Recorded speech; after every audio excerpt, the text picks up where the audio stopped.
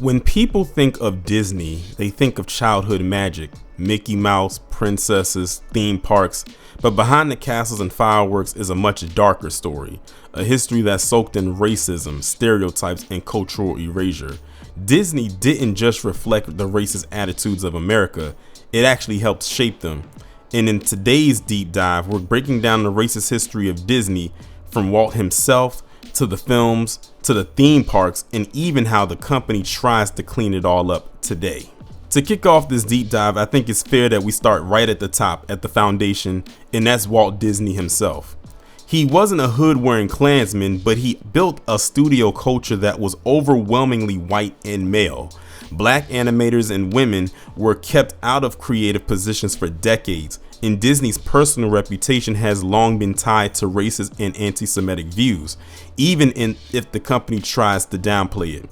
One of the clearest examples of this was The Song of the South in 1946, a film so racist that Disney has locked it away for decades. It romanticized the Reconstruction era South, portrayed slavery as a friendly relationship, and leaned on the Uncle Remus stereotypes that the NAACP condemned when the movie came out. To this day, Disney refuses to release it on Disney+. Now let's talk about those so-called classics that shaped generations. Dumbo in 1941 gave us crows that talked in minstrel-style dialect, with the lead literally being named Jim Crow. Peter Pan, released in 1953, mocked Native people with the infamous "What Makes the Red Man Red" song. Lady and the Tramp in 1955 hit Asians with the buck-toothed slant-eyed Siamese cat song. The Jungle Book in 1967 portrayed King Louie, an ape who wants to be human, as a jazz-singing caricature many read as a stand-in for black stereotypes. And Aristocats in 1970 doubled down with another buck-toothed Asian caricature, this time a cat playing chopsticks on the piano. Even in the 90s, when Disney was praised for its Renaissance era, Aladdin opened the line where they cut off your ear if they don't like your face. Middle Eastern groups had to fight just to get that lyric changed. Disney didn't just stop at the movies. The theme parks carried the same baggage. For years, Disneyland and Disney World excluded black employees from customer-facing roles. When Splash Mountain opened in 1989, it was based on Song of the South, literally putting racist mythology into a ride for children. It only closed in 2023 after decades of protests. And think about this. Disney created Snow White in 1937, but it took 72 years until 2009 to finally give the world its first black princess with Tiana in Princess and the Frog. And even then, most of the movie kept her as a frog instead of as a human. And then on top of that, there was also some of Disney's shorts and their forgotten works. Forgotten so much, in fact, that when you see it, you will not even recognize it.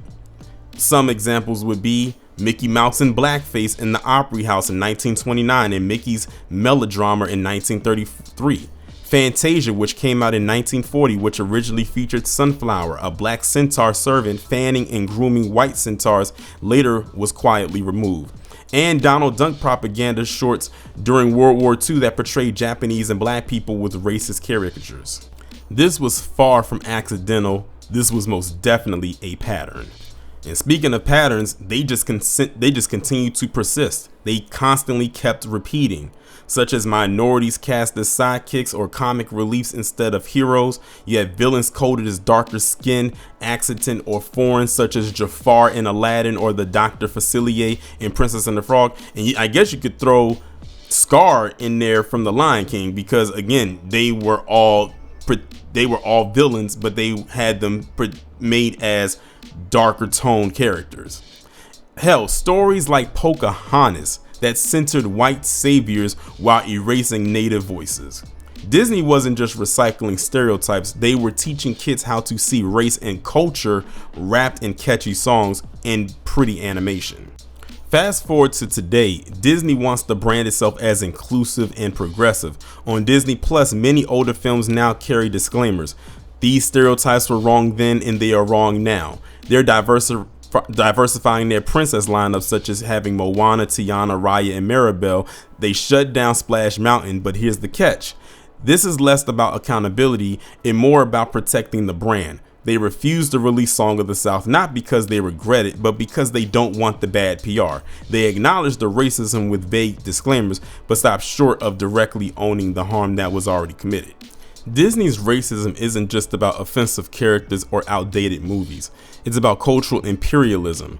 Disney exports whitewashed Eurocentric narratives across the globe, drowning out local stories and identities. They profit off of diversity today while conveniently ignoring the damage they caused for nearly a century.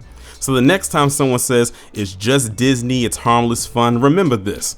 Disney wasn't just selling fairy tales. They were selling stereotypes. They were teaching generations of kids in America and across the globe who was the hero, who was the villain, and who only existed as a joke. And even as they rebrand today, that racist history doesn't just simply disappear. It's still there, sitting right underneath what they would consider to be magic. Y'all let me know what y'all think about this down in the comments, and I will talk to you in the next one.